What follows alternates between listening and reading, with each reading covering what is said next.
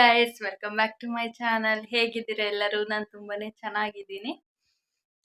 ಇವತ್ತು ನಮ್ಮ ಆ್ಯನಿವರ್ಸರಿ. ಬೆಳಗ್ಗಿಂದ ಯಾವುದೇ ಥರ ವಿಡಿಯೋಸ್ನ ಶೂಟ್ ಮಾಡೋಕ್ಕಾಗಲಿಲ್ಲ. ಸ್ವಲ್ಪ ಬೇಜಾರಿತ್ತು. ಹಾಗಾಗಿ ಬೆಳಗ್ಗೆಯಿಂದ ನಾನು ರೆಡಿನೂ ಕೂಡ ಆಗಿರಲಿಲ್ಲ. ಇವಾಗ ಲಾಸ್ಟಿಗೆ ಅಮ್ಮ ಫೋರ್ಸ್ ಮಾಡಿದ್ರು ಅಂತ ಸ್ಯಾರಿ ಹಾಕ್ಕೊಂಡು ರೆಡಿಯಾಗಿದ್ದೀನಿ. ಬೇರೆ ದಿನಗಳಲ್ಲಾದರೆ ಅಷ್ಟು ಬೇಜಾರಾಗೋದಿಲ್ಲ. ಈ ಥರ ಏನಾದರೂ ಸ್ಪೆಷಲ್ ಮೂಮೆಂಟ್ ಅಂತ ಬಂದಾಗ ಅವರನ್ನು ತುಂಬಾ ಮಿಸ್ ಮಾಡ್ಕೋತೀನಿ. ಹಾಗಾಗಿ ಬೆಳಗ್ಗೆಯಿಂದ ತುಂಬಾ ಬೇಜಾರಾಗಿತ್ತು. ರೆಡಿ ಕೂಡ ಆಗಿರಲಿಲ್ಲ. ಅಮ್ಮ ಅವರು ಎಲ್ಲ ಬೈದು ಏನು ಹಿಂಗೆ ಕೂತಿದ್ಯಾ ಅಂತ. ಇವಾಗ ರೆಡಿ ಆದೆ. ಮುಖಕ್ಕೇನು ಮೇಕಪ್ ಎಂತ ಮಾಡಿಲ್ಲ. ಮುಖ ತೊಳೆದ್ಬಿಟ್ಟು ಹಾಗೆ ಸ್ವಲ್ಪ ಲಿಪ್ಸ್ಟಿಕ್ ಕಾಜೆಲ್ಲ ಹಾಕ್ತೆ ಅಷ್ಟೆ. ಹಾಗೆ ಅವ್ರ ಜೊತೆ ವಿಡಿಯೋ ಕಾಲಲ್ಲಿ ಮಾತಾಡಿಕೊಂಡು ಕೇಕ್ ಕಟ್ ಮಾಡಿದೆ. ನಮ್ದು ಎಲ್ಲ ಏನಂದರೆ ವಿಡಿಯೋ ಕಾಲ್ ಒಂದೇ ನಮಗೆ ಸೇತುವೆ ಅಂತ ಹೇಳ್ಬೋದು ಎಲ್ಲ ಸೆಲೆಬ್ರೇಷನ್ಸ್ಗೂ. ನಮ್ದು ಆ್ಯನಿವರ್ಸರಿ ಆಗಿರ್ಬೋದು, ಅವ್ರ ಬರ್ಡೇ ಆಗಿರ್ಬೋದು, ನನ್ನ ಬರ್ಡೇ ಆಗಿರ್ಬೋದು, ಇನ್ನು ನೆಕ್ಸ್ಟ್ ಮೋಸ್ಟ್ಲಿ ಪಾಪ ಬರ್ಡೇನೂ ಕೂಡ ಎಲ್ಲ ಇದೇ ಥರ ಆಗೋದು. ಇದೊಂದು ನಮಗೆ ಸೇತುವೆ ಅಂತಲೇ ಹೇಳ್ಬೋದು. ಇಬ್ಬರು ಒಟ್ಟಿಗೆ ಸೆಲೆಬ್ರೇಟ್ ಮಾಡಿದ್ವಿ ಅನ್ನೋಷ್ಟೇ ಖುಷಿ ಕೂಡ ಆಗುತ್ತೆ. ಹಾಗೆ ಸ್ವಲ್ಪ ಬೇಜಾರು ಕೂಡ ಆಗುತ್ತೆ. ನಾನಿಲ್ಲಿ ಅಟ್ಯಾಚ್ ಮಾಡಿದ್ದೀನಿ ಅವ್ರ ಜೊತೆ ಅವರು ವಿಡಿಯೋ ಕಾಲಲ್ಲಿ ಮಾತಾಡೋದನ್ನು. ನಮ್ಮದು ಫಸ್ಟ್ನೇ ಸಲ ಆ್ಯನಿವರ್ಸರಿಗೆ ಅವ್ರು ಬರಲಿಲ್ಲ. ಸೆಕೆಂಡ್ ಇಯರ್ ಲಾಸ್ಟ್ ಇಯರ್ ಆ್ಯನಿವರ್ಸರಿಲಿ ಅವ್ರು ಇಲ್ಲೇ ಇದ್ದರು. ಮತ್ತು ಈ ಸಲ ಬಂದುಬಿಟ್ಟು ರಜಾನೇ ಮುಗ್ದೋಗ್ಬಿಡುತ್ತೇನೋ ಅಷ್ಟೊತ್ತಿಗೆ ಅಂತ ಭಯ ಪಟ್ಕೊಂಡಿದ್ದೆ. ಬಟ್ ಆ್ಯನಿವರ್ಸರಿ ಮುಗ್ದೋದ್ರೆ ಅವ್ರು ಇನ್ನೂ ಬಂದೇ ಇಲ್ಲ. ಬರ್ತಾರೆ. ನಾನು ಹಾಗೆ ಅವ್ರ ಜೊತೆ ಮಾತಾಡಿಕೊಂಡು ಕೇಕ್ ಎಲ್ಲ ಕಟ್ ಮಾಡ್ತಿದ್ದೆ. ನಾನು ಸ್ವಲ್ಪ ಬೇಜಾರಾದರೆ ಅವ್ರಿಗೂ ಬೇಜಾರಾಗುತ್ತೆ ಅಂತ ನಾನು ಹಾಗೆ ಮೇಂಟೈನ್ ಅದೆಲ್ಲ ಫೇಕ್ ನಗು. ಬಟ್ ಎಷ್ಟೇ ಕಂಟ್ರೋಲ್ ಮಾಡಿದ್ರೂ ಕೆಲವೊಂದು ಸಲ ಬಸ್ಟ್ ಔಟ್ ಆಗಿಬಿಡ್ತೀವಿ. ಹಾಗೆ ಅಷ್ಟು ಹೊತ್ತು ಸ್ವಲ್ಪ ಎಮೋಷ್ನಲ್ ಆಗಿ ಅವ್ರ ಜೊತೆ ಮಾತಾಡ್ಕೊಂಡು ಕೂತಿದ್ದೆ. ಅಷ್ಟರಲ್ಲಿ ನಿನಗೆ ಕೂತ್ರೆ ಆಗೋದಿಲ್ಲ, ಸರಿ ಹೋಗು ರೆಡಿಯಾಗು ಅಂತ ಎಲ್ಲ ಹೇಳಿದ್ರು. ನಾನು ಆವಾಗ ಪೂಜೆ ಎಲ್ಲ ಮಾಡಿದ್ದೆ ದೇವರಿಗೆ. ಈಗ ಕೇಕ್ ಕಟ್ ಮಾಡೋಣ ಅಂತ. ನಂಗೆ ಕೇಕ್ ಕಟ್ ಮಾಡೋ ಪ್ಲ್ಯಾನ್ ಕೂಡ ಇರಲಿಲ್ಲ. ನನ್ನ ತಂಗಿ ಹೋಗಿಬಿಟ್ಟು ತೊಗೊಂಡು ಬಂದಿದ್ಲು. ನಿಜವಾಗ್ಲೂ ಸಂಜೆವರೆಗೂ ನನಗೆ ಕೇಕ್ ಕಟ್ ಮಾಡಬೇಕು, ಇವತ್ತು ಆ್ಯನಿವರ್ಸರಿ ಆ ಥರ ಏನೂ ಅನ್ನಿಸ್ತಾನೆ ಇರಲಿಲ್ಲ. ಬೇಜಾರಲ್ಲೇ ಕೂತಿದ್ದೆ. ಹಾಗೆ ನನ್ನ ತಂಗಿ ಇದೊಂದು ಗಿಫ್ಟ್ ಕೊಟ್ಟಳು. ನನಗೆ ಆ್ಯನಿವರ್ಸರಿ ದಿನ ತುಂಬಾ ಸ್ಪೆಷಲ್. ತುಂಬಾ ಕಷ್ಟಪಟ್ಟು ಇಷ್ಟಪಟ್ಟು ಮದುವೆ ಆಗಿದ್ದು. ಎಲ್ಲ ಜವಾಬ್ದಾರಿನೂ ಅವರೇ ತಗೊಂಡು ಮದುವೆ ಆಗಿದ್ದು. ತುಂಬಾ ಖುಷಿ ಇದೆ. ನಿಜವಾಗ್ಲೂ ತುಂಬಾ ಲಕ್ಕಿ ನಾನು ಅಂತ ಹೇಳ್ಬೋದು. ನನಗೆ ಏನು ಬೇಕು ಬೇಡ ಎಲ್ಲ ಅರ್ಥ ಮಾಡ್ಕೊಳ್ಳೋ ಗಂಡ ಸಿಕ್ಕಿದ್ದಾರೆ. ಎಲ್ರಿಗೂ ಸಿಗೋದಿಲ್ಲ. ಎಲ್ಲೋ ಕೆಲವು ಪುಣ್ಯ ಮಾಡಿರೋರಿಗೆ ಮಾತ್ರ ಸಿಗೋದು. ನಾನು ಈ ವಿಷಯದಲ್ಲಿ ತುಂಬಾ ಲಕ್ಕಿ ಅಂತಲೇ ಹೇಳ್ಬೋದು.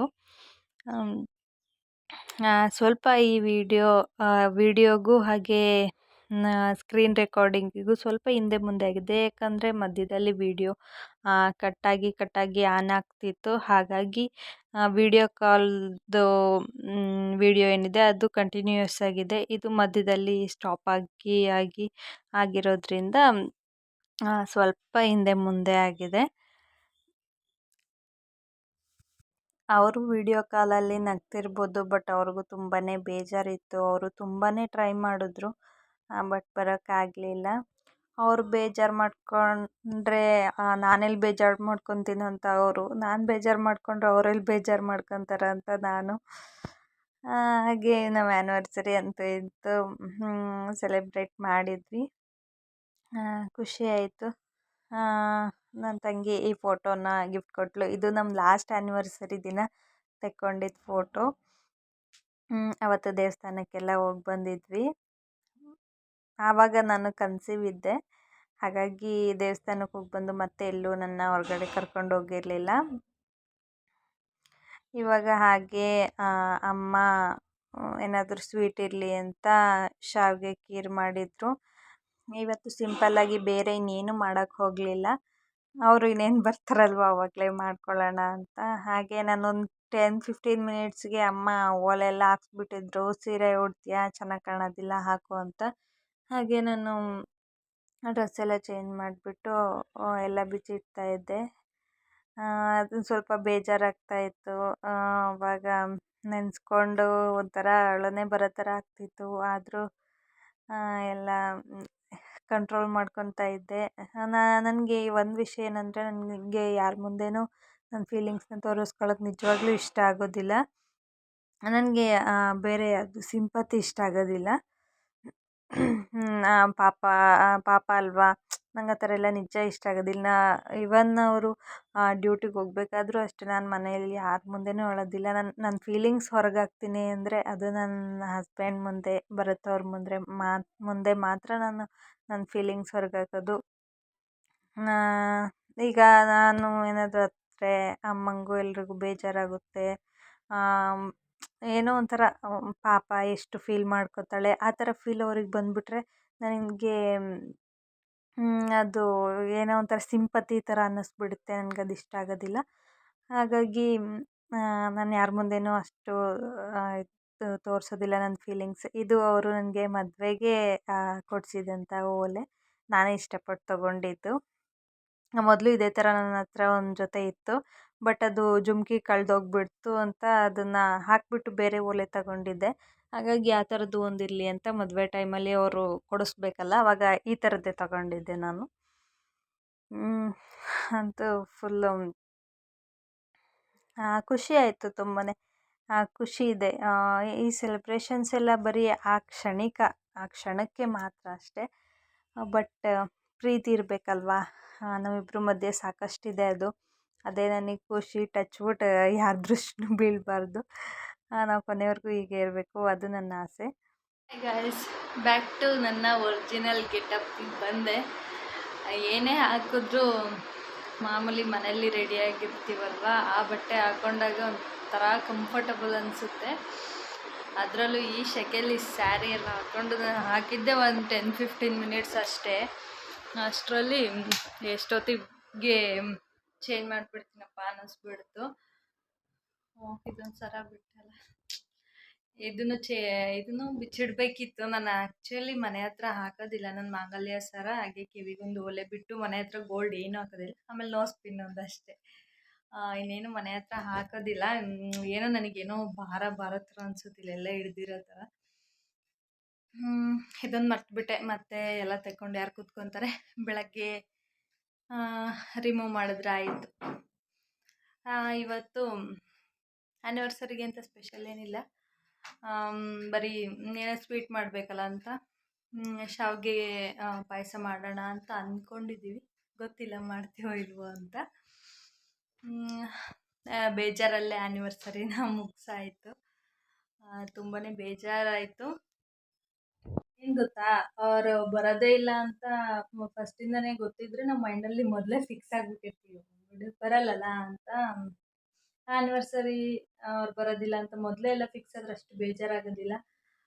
ಬರ್ತಾರೆ, ಆ್ಯನಿವರ್ಸರಿಗೆ ಇರ್ತಾರೆ ಅಂತ ವೆಯ್ಟ್ ಮಾಡಿ ಅವರಿಗೆ ಲೀವ್ ಸಿಗಲಿಲ್ಲ. ಹಾಗಾಗಿ ಸ್ವಲ್ಪ ಬೇಜಾರಾಯಿತು. ಬಟ್ ಜೊತೇಲಿ ಇಲ್ದಿದ್ರೇನು, ಜೊತೇಲಿ ಇರೋದಕ್ಕಿಂತ ಜಾಸ್ತಿ ಪ್ರೀತಿ ಇದೆ. ಅವ್ರಿಗೆ ನನ್ನ ಮೇಲೆ ಪ್ರೀತಿ ಇದೆ, ನನಗೆ ಅವ್ರ ಮೇಲೆ ಪ್ರೀತಿ ಇದೆ. ಅದಕ್ಕಿಂತ ಇನ್ನೇನು ಬೇಕಲ್ವ. ಅಯ್ಯೋ ಮಾಡಬೇಕಲ್ಲ ಅಂತ ಕಷ್ಟಪಟ್ಟು ಜೊತೇಲಿದ್ದು ಆ್ಯನಿವರ್ಸರಿ ಸೆಲೆಬ್ರೇಷನ್ ಮಾಡೋದಕ್ಕಿಂತ ದೂರದಲ್ಲಿದ್ದು ಚಿಕ್ಕ ಪುಟ್ಟ ಸೆಲೆಬ್ರೇಷನ್ ನಮಗೆ ತುಂಬಾ ಖುಷಿ ಕೊಡುತ್ತೆ. ಖುಷಿ ಆಯಿತು, ಅವರು ಅಲ್ಲಿ ಖುಷಿಯಾದರು. ಬೇಜಾರು ಅನ್ನೋದೊಂದು ಕಡೆ ಇರುತ್ತೆ, ಬಟ್ ತುಂಬಾ ಖುಷಿ ಆಯಿತು. ನನಗೂ ಖುಷಿ ಆಯಿತು, ಅವ್ರಿಗೂ ಖುಷಿ ಆಯಿತು. ಸರಿ, ನಾನು ಜಾಸ್ತಿ ಮಾತಾಡೋದಿಲ್ಲ, ತುಂಬಾ ಎಮೋಷ್ನಲ್ ಆಗಿಬಿಡ್ತೀನಿ ಅವ್ರ ವಿಷಯದಲ್ಲೇ. ನನ್ನ ವೀಕ್ನೆಸ್ ಅವರೇ, ಸ್ಟ್ರೆಂತ್ ಅವರೇ. ಅವ್ರ ವಿಷಯ ಬಂತಂದರೆ ತುಂಬ ಸ್ಟ್ರಾಂಗು ಆಗ್ತೀನಿ ಕೆಲವೊಂದು ಸಲ ಅವ್ರ ವಿಷಯದಲ್ಲಿ, ಒಂದೊಂದು ಸಲ ಅವ್ರ ವಿಷಯಕ್ಕೇ ತುಂಬ ವೀಕು ಆಗಿಬಿಡ್ತೀನಿ. ಆ ಥರ ಪರವಾಗಿಲ್ಲ. ನೆಕ್ಸ್ಟ್ ಇಯರ್ ಜೊತೆಲೇ ಇರ್ತಾರೆ. ಲೀವಿಗೆ ಬರೋಕ್ಕೆ ಹೇಳ್ತೀನಿ, ಪಕ್ಕ ಹೇಳ್ತೀನಿ. ನೋಡೋಣ ಯಾವತ್ತು ಬರ್ತಾರೆ ಅಂತ. ನಾನು ಪ್ರತಿ ವ್ಲಾಗಲ್ಲಿ ಇದನ್ನು ಹೇಳೋದಾಗಿದೆ, ನೋಡೋಣ ಯಾವಾಗ ಬರ್ತಾರೆ ಹೇಳ್ತೀನಿ ಅಂತ. ಇನ್ನು ಮುಂದೆ ಹೇಳೋದಿಲ್ಲ. ನೆಕ್ಸ್ಟ್ ಅವ್ರು ಬಂದಾಗ ವಿಡಿಯೋ ಮಾಡಿಬಿಟ್ಟೆ ಹಾಕ್ಬಿಡ್ತೀನಿ, ಹೇಳೋದಿಲ್ಲ ಅವತ್ತು ಬರ್ತಾರೆ ಇವತ್ತು ಬರ್ತಾರೆ ಅಂತ. ಓಕೆ ಫ್ರೆಂಡ್ಸ್, ಈಗ ಊಟಕ್ಕೆ ಏನು ಮಾಡಿದ್ದಾರೆ ನೋಡಬೇಕು. ಮೋಸ್ಟ್ಲಿ ನುಗ್ಗೆಕಾಯಿ ಸಾಂಬಾರು, ಅನ್ನ, ಮುದ್ದೆ ನಾನು ತಿಂತಿಲ್ಲ ಇನ್ನು, ಪಾಪುಗೆ ಜೀರ್ಣ ಆಗೋದು ಕಷ್ಟ ಅಂತ. ಇನ್ನೊಂದು ಸ್ವಲ್ಪ ದಿನ ಬಿಟ್ಟು ನಾನು ಸ್ಟಾರ್ಟ್ ಮಾಡ್ತೀನಿ ಮುದ್ದೆ ತಿನ್ನೋದು. ಶಾವಿಗೆ ಪಾಯಸ ಮಾಡಬೇಕು. ಫ್ರೆಂಡ್ಸ್, ಈ ವಿಡಿಯೋನ ಇಲ್ಲಿಗೆ ಎಂಡ್ ಮಾಡ್ತಾ ಇದ್ದೀನಿ. Thank you for watching.